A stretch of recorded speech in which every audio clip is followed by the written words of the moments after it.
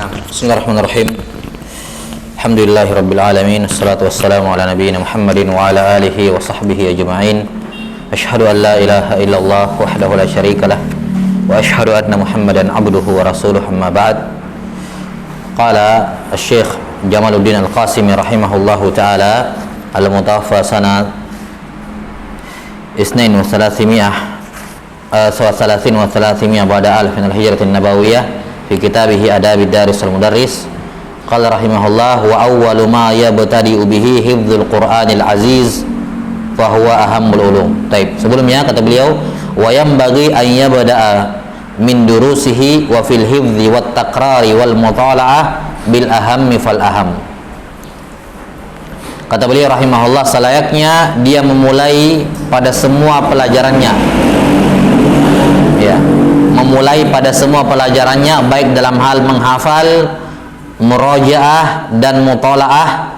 Dia mulai dari yang paling penting, kemudian yang penting setelahnya. Kalau ada yang bertanya, saya mulai menghafal dari yang mana? Ada banyak yang mau saya hafal.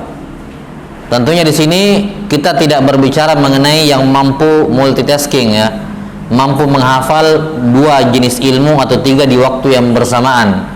Kalau dia bisa lakukan itu semua, dia bagi waktunya, di pagi saya hafal ini misalnya, itu yang dilakukan. Tapi kalau misalnya hafalannya tidak bisa untuk menghafal 2 atau 3 jenis disiplin ilmu yang berbeda di saat yang bersamaan, maka dahulukan yang lebih penting. Nah, wa takrar, merojaah. Saya mau merojaah apa ini? Banyak hafalan. Awat ini saya lupa semua. Yang mana yang didahulukan? Kalau dia bisa merojaah semuanya di satu waktu, yakni di saat bersamaan, maka itu yang dilakukan. Kalau tidak bisa, dahulukan merojaah yang lebih penting. Nah, wal mutala juga sama. Mutala kan sifatnya ya membaca buku lah. Saya ada banyak buku yang saya membaca. Yang mana yang duluan dibaca? Ya, kalau nggak bisa digabungkan, ya dia baca yang paling penting. Ya. Adapun dalam hafalan, kata beliau, wa awwalu ma yabtadi'u bihi hifdzul Qur'anil aziz fa huwa ahammul ulum. Adapun dalam masalah hafalan, maka didahulukan menghafal Qur'anul aziz karena itu yang paling penting. Ingat, bukan terlalu penting kuantitasnya, banyaknya, yang penting berlanjut terus. Makanya selalu kita tekankan, menghafal itu tidak apa-apa sedikit, yang penting continue. Jangan langsung mau banyak. Ya, 1 ayat 1 hari jadilah, tidak ada masalah. Yang penting bagus, mungkin, dan berlanjut terus tiap hari. Jelas? Daripada setengah halaman terus cuma 1 minggu bertahan, 1 pekan, 1 bulan bertahan, setelah itu tidak lanjut. Jadi harus ada hafalan Quran, tidak boleh tidak. Karena selain untuk tentunya kepentingan menghafal Quran membantu kita menghafalkan yang lain, dan ini mujarrab, terbukti. Orang kalau menghafal Al-Quran, maka Allah akan membantu dia untuk menghafal ilmu-ilmu yang lain. Ya, jelas sampai sini? Allah akan bantu dia. Kalau dia menghafal firman-Nya Allah, ucapannya Allah, Allah akan bantu dia untuk menghafal ucapan manusia. Gampang. Karena itulah kalau orang sudah terbiasa menghafal Quran, menghafal manzumah, itu lebih mudah lagi. Menghafal ucapan-ucapan matan-matan, itu lebih mudah lagi. Karena diberikan bantuan oleh Allah Subhanahu wa taala. Karena itulah sebanyak apapun hafalan di ilmu-ilmu lain, jangan jadikan alasan bahwa Al-Quran saya tidak lanjut hafal dulu, ini banyak sekali ini matan. Enggak, jangan. Sesedikit apapun lanjutkan hafalan Quran, jangan berhenti walaupun sedikit. Karena itu selain sebagai tambahan hafalan Quran, itu bantuan yang besar. Jelas? Kata beliau, wa kana as-salafu la yu'allimuna al-hadits wal fiqha illa liman hafizal Quran. Ini di zaman dahulu seperti ini idealnya. Para ulama terdahulu tidaklah mengajarkan hadis dan fikih kepada orang kecuali kalau dia sudah menghafalkan Quran. Ya. Karena itulah di zaman dahulu anak-anak kan tidak belajar apa-apa. Ya. Mereka anak-anak ya di kutab. Kalau di zaman sekarang kayak TKTPA. Apa kerjanya di kutab? Kutab itu anak kecil menghafal Quran, ya. Hadis belum. Menghafal hadis belum. Ya. Ya, fikih juga cuman ibadah yang dipakai itu untuk anak-anak lah. Yang penting kamu ibadahnya ini dulu. Ndak belajar fikih, ndak belajar hadis. Hafal Quran 1, BTQ lah, baca tulis Quran. diajar matematika, ya, supaya bisa menghitung. Anak kecil dari kecil dia hafal tambah-tambah, kurang-kurang, kali-kali, bagi-bagi, ya standar yang dibutuhkan. Masalah pecahan, masalah desimal, masalah persentase itu dipelajari di TK, TPA di zaman dahulu sebelum belajar hadis. Karena itulah kalau kita lihat para ulama, ya mereka bukan hanya ulama. Lihat Ibnu Qayyim bergelut dalam ilmu kedokteran, ya kan? Beliau ulama tapi dokter. Ya, kenapa? Karena basis seperti ini. Ketika mereka fuqaha tapi ahli waris, pakar dalam warisan. Tidak bisa orang belajar ilmu waris kalau belum bisa menyelesaikan hitungan pecahan. Kali-kali bagi-bagi tidak mungkin, mustahil. Masalah menghitung zakat tidak mungkin kalau tidak bisa matematika. Karena itulah jangan dikira para ulama tidak belajar ilmu seperti itu. Mereka sudah menyelesaikan itu semua di kelas kutab, di TKTPA. Tambah-tambah kali-kali bagi-bagi, mereka sudah belajar semua itu, tamat sudah. Bisa sampai sini? Iya.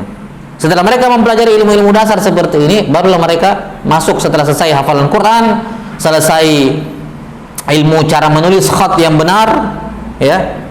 6. Karena akal seorang dilihat dari tulisannya kadang. Kata para ulama, kalau tulisannya berantakan, nah ini berarti kurang bagus, gitu ya. Tergambar. Walaupun tidak selamanya seperti itu ya. Karena Ibnu Taimiyah sendiri itu tulisannya tidak bisa dibaca. Ya. Satu-satunya muridnya yang bisa membaca tulisannya Ibnu Taimiyah kalau nggak salah Al-Mizzi rahimahullah. Itu jadi kalau beliau pentahqiq tulisannya Ibnu Taimiyah. Kalau berbeda murid-muridnya Ibnu Taimiyah dikembalikan ke beliau yang menentukan. Ini artinya ini. Ya. Tapi intinya apa? Butuh belajar menulis yang baik, yang benar. Menulis bahasa Arab. Kita di Indonesia juga dibutuhkan karena kita hidup di Indonesia. Butuh belajar bahasa Indonesia. Butuh menulis bahasa Indonesia. Tidak boleh tidak. Setelah itu apa? Belajar hisab, matematika tadi. Dengan semua pelajaran matematika yang dibutuhkan, tidak perlu sampai pakar di matematika. Perkara-perkara mendasar itu dibutuhkan oleh seorang ulama. Tidak bisa seorang menjadi seorang alim kecuali dia bisa menjalankan operasi matematika standar dasar. Tidak bisa. Sudah sampai sini? Nah, itu selesai dipelajari di kutab kalau anak kecil. Setelah mereka selesai itu yang dasar semua, sudah bagus ilmu, sudah selesai hafalan Qurannya, sudah bagus baca tulis Qurannya, sudah paham matematika, karena matematika itu membantu nalar, ya kan? Nalar mengoperasikan operasi matematika itu, menjalankan operasi matematika itu sangat membantu nalar, ya, dan itu sangat berguna di ilmu nahu. Kalau nalar tidak jalan repot, susah, nggak bisa. Karena ilmu nahwu itu selain hafalan dibutuhkan nalar. Ini ketemu ini jadi begini, ini ketemu ini, kan nalar, proses itu. Ya. Nama 2 tambah 2 4. Ini kali begini 2 kali 3 6. Itu kan nalar, dibutuhkan. Ini kenapa dibagi seperti ini? Kita tahu arahnya kemana. Nah, nahwu itu seperti itu, membutuhkan nalar. Jelas? 6. Kata beliau rahimahullahu taala, wa idza hafizahu falyahdhar min ishtighali anhu bil hadits wal fiqhi wa ghairihi mashtighalan yuaddi ila nisyani syai'in minhu aw ta'riduhu lin nisyan. Kalau dia sudah menghafal semua Al-Qur'an, sudah menghafal 30 juz, hati-hati jangan sampai sibuk dengan hadis dan fikih atau selainnya sehingga membuat dia melupakan hafalan Qur'annya atau berpaling darinya sehingga lupa. Tetap ada porsi murojaah. Walaupun murojaahnya itu ya tergantung ya. Setelah selesai menghafal Quran, terkadang dia butuh murojaah sekali sepekan. Sekali sepekan harus khatam 30 juz untuk murojaahnya kalau sudah lancar hafalannya. Setelah itu dia bisa kurangi, misalnya sekali sebulan. Pokoknya sekali sebulan saya harus murojaah harus saya siapkan 1 hari untuk selesaikan misalnya, atau 2 hari misalnya. 2 hari dalam sebulan atau 3 hari dalam sebulan atau sepekan dalam sebulan saya selesaikan 30 juz. Nanti meningkat tiap 6 bulan. Tiap 6 bulan saja, sekedar untuk menguatkan memori, mengingatkan. Kalau sudah lancar, nanti tinggal sekali setahun, tinggal bulan Ramadan saja. Sebagaimana para qurra, para ulama di zaman sekarang, ya, yang mereka menghafal Al-Quran 11 bulan itu mereka belajar yang lain, khusus bulan Ramadan mereka merojaah hafalan sekali setahun saja. Ya, itu kalau sudah bagus. Karena itulah hafalan seperti itu. Kalau menghafal sedikit-sedikit, biar nanti merojaahnya tidak kewalahan, dikit-dikit. Satu ayat satu hari. Nanti hari Ahad misalnya merojaah 6 ayat, kan begitu. Nah, di hari Ahad itu 6 ayat aja diulang-ulang. Itu berlaku untuk yang lain, ilmu juga yang lain seperti itu. Satu bait syair satu hari. Kalau nggak bisa satu hari sepotong bait syair saja. Syair yang pertama itu aja satu hari. Masa nggak hafal sih? Satu potong itu diulang. Orang 20 kali ngulang saya, insya Allah terhafal. Ya, kita punya 24 jam. Dikit-dikit ditabung, cicil. Kalau bertabrakan dahulukan yang paling penting. Ya. Kalau kelas tahfiz, kalau dia program tahfiz jelas prioritas utamanya apa? Tahfiz. Kalau bukan di tahfiz ya Al-Quran jangan ditinggalkan, tetap ada, tapi apa? Ya, dia bisa kurangi porsinya, tapi tetap harus ada hafalan. Karena dia dituntut untuk mempelajari yang lain. Al-Quran dia harus hafalkan sebagai bantuan dan juga untuk hafalan tentunya. Karena dalam Al-Quran berkumpul semua ilmu. Antum mau belajar ilmu apa saja ada dalil dari Al-Quran. Kan begitu, kembali kepada Al-Quran. Baik. Kata beliau rahimahullah, jangan sampai dia lupa akan hafalannya. Dan suatu hal yang sangat menyedihkan dan hal yang sangat hal yang patut disesali kalau ada orang sudah pernah menghafal Quran atau surah tertentu kemudian dia lupa gara-gara sibuk, walaupun sibuk belajar fikih, walaupun sibuk belajar hadis, karena tidak pernah lagi dia ulang hafalannya, dia lupa. Bayangkan dia menghabiskan umurnya dulu berapa tahun dia pakai umurnya untuk menghafal ini, kemudian hilang sia-sia. Sayang sekali umurnya bukan tidak ada pahalanya ya, yang dulu tetap ada pahalanya. Cuman sayang dia sudah habiskan sekian tahun umurnya menghafalkan juz sekian, setelah itu gara-gara belajar lupa semua. Jelas ya? Maka seorang tidak boleh menjadikan pelajaran sebagai alasan saya tidak meroja Quran. Meroja dikit-dikit. Ya. Kalau sudah lama ya terpaksa harus ulang dari awal, ya sudah ulang dari awal. Kali ini dijaga baik-baik hafalan Qurannya. Oh, saya sudah pernah hafal tapi lupa gitu. Sekarang sudah lupa. Sekarang kalau saya mau meroja, tidak bisa meroja, harus menghafal dari awal. Ya sudah, menghafal dari awal. Tapi sekarang perbaiki caranya, sedikit-sedikit menghafalnya. Ya, merojaannya dibuat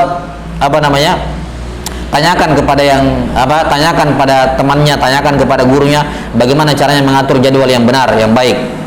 Jelas sampai sini? 6. Kata beliau rahimahullahu taala, wa ba'da hifdzil Qur'an yahfadhu min kulli fannin mukhtasaran wa yabda'u bil aham. Setelah selesai menghafal Quran, ya. Ini tentunya kalau dia seperti yang saya sudah sebutkan kisah Imam Ahmad ya. Datang seorang pemuda kepada Imam Ahmad mengatakan, "Ya Imam, saya mau baru belajar agama ini." Istilahnya orang baru hijrah. Ya, tadinya nakal, saya baru mau belajar agama. Saya mulai dari mana? Ya, Imam Ahmad lihat ini sudah pemuda, sudah punya tanggung jawab, sudah saatnya ini. Kata beliau, mulai dari belajar apa? Belajar fikih atau yang semacamnya. Yani beliau tidak katakan jangan belajar yang lain, Al-Quran dulu. Enggak, ini orang yang sudah tua, sudah remaja, sudah butuh hukum-hukum Islam. Kalau dia tidak boleh belajar fikih dulu sebelum selesai menghafal Quran, terlambat, sementara dia sudah butuh hukum-hukum. Yang tadi itu kalau anak kecil belum punya kewajiban apa-apa, hafalan Quran dulu. Tapi kalau sudah terlanjur, sudah balik, nah di sini tidak bisa kita katakan jangan belajar yang lain dulu, Al-Quran dulu. Tidak bisa, karena dia sudah balik, sudah punya kena tuntutan syariat. Dia sudah harus tahu apa? Hukum-hukum. Maka di sini dia belajar hukum-hukum yang dibutuhkan disandingkan dengan menghafal Quran. Kita sampai sini. Tapi kalau anak kecil ya selesaikan Quran dulu. Kalau toh kamu belum berdosa, belum punya kewajiban apa-apa, ngumpung kan begitu. Tapi kalau sudah dewasa, sudah balik, sandingkan hafalan Quran dengan mempelajari ilmu-ilmu yang lain. Kata beliau, setelah selesai membaca Quran, mulai dengan menghafal matan-matan dalam ya, dalam berbagai disiplin ilmu yang mukhtasar, yang ringkas. Ya. 6. Hendaknya dia menghafal matan-matan yang muktabar. Apa itu matan yang muktabar? Yang para ulama dari dahulu kalau mau belajar ilmu itu dimulai dari buku itu yang ringkas. Jangan asal seenaknya ada banyak matan dalam nahwu, ini saya. Enggak usah. Lihat saja ke guru-gurumu dulu hafal yang mana. Oh ini, itu aja ikuti juga, hafal itu. Ya. Walaupun mungkin ada yang lain yang lebih pendek, ada yang lebih ringkas, ada yang lebih ini. Jangan, ikuti saja gurumu. Dia hafal mana dulu karena dia ambil dari gurunya juga. Demikian seterusnya ke atas. Ya. Jelas dalam nahwu misalnya Ajurramiyah hafal. Kalau hadis kita baik mustalah ya, misalnya Baikuniyah, Nukhbatul Fikar, dalam hadis Al-Arba'in Nawawiyah. Ya, dihafalkan. Setelah menghafal Quran, menghafalkan mutun itu yang ringkas. Wa min ahammiha al-hadis. Ya, dimulai dari Arba'in Nawawiyah, hadis, matan hadis yang ringkaskan Arba'in Nawawiyah. Wal usul fikih atau usul akidah. Kalau akidah tauhid seperti usul salasah. Ya. 6 kitab tauhid. Akidah wasitiyah. Dalam nahwu ajurumiyah. Summal baqi, setelah itu setelahnya. Tadi kalau dia tidak bisa pelajari semuanya satu-satu. Nah, kalau sistem mulazamah di beberapa pondok-pondok, beberapa kawan asatidzah yang masih menurunkan menjalankan proses mulazamah. Mulazamah itu kamu datang belajar sampai kamu capek sendiri, gitu ya. Mau belajar berapa tahun, gurunya standby di situ, ya. Nah, kalau seperti itu sangat disarankan untuk fokus ke satu disiplin ilmu dulu. Misalnya saya tahun pertama nahwu saja, tidak mau belajar yang lain, terserah yang lain teman-teman belajar apa, saya mau nahwu tok. Ya, nahwu setahun insya Allah sudah bagus. Ya, fokus nahwu. Tahun kedua dia lihat lagi, nahwu apa yang saya mau? Oh, usul, misalnya usul fikih. Tahun ketiga ini, ya gitu. Misalnya. Itu kalau sistem mulazamah. Kalau sistem kelas seperti sekarang di kebanyakan pondok-pondok yang program 3 tahun, program 4 tahun, di situ tidak memungkinkan takhasus seperti itu. Karena bakal dapat sedikit. Ya. Satu-satunya cara adalah memadatkan pelajaran seperti sekarang.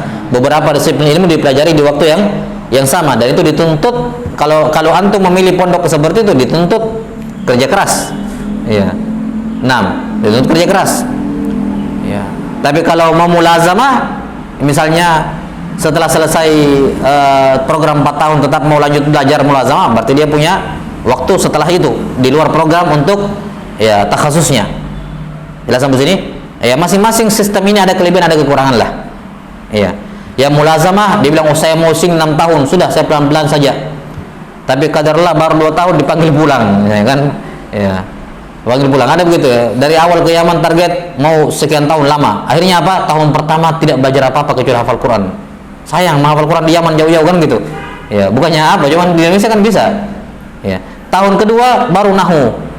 Ya, baru selesai nahwu sudah dipanggil pulang. Ada apanya meninggal dari panggil pulang, belum belajar yang lain. Sayang sekali. Memang rencananya ke depan bisa. Tapi kan memudar afatnya seperti itu.